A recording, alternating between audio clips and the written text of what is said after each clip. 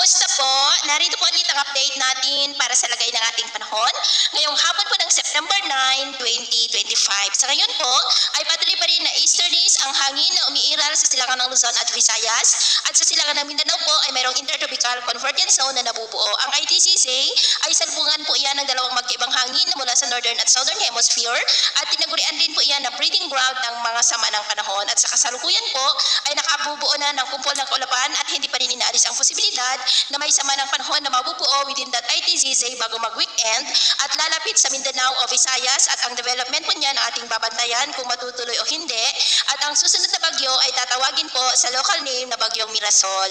At ito nga po ang pinapakita ng forecast model na ating ginagamit hanggang po sa susunod na 2 linggo. At sa lagay ng ating panahon, ngayong hapon dahil sa mga localized thunderstorm ay maulap ang kalangitan with isolated rain sa ilang bahagi ng Ilocos Region, Cordillera, Cagayan Valley, Central Luzon, Metro Manila, ilang bahagi ng Calabarzon, Mindoro, Marinduque, Palawan, Antique, Iloilo, Negros, Leyte, Sulu Archipelago, Zamboanga Peninsula, Northern Mindanao, Caraga, Davao Region at Sorsogon. At mamayang gabi, may mga isolated rains pa rin sa ilang bahagi ng ating bansa kaya mag-ingat po tayo sa mga banta pa rin ng mapagbaha at pagguho ng lupa.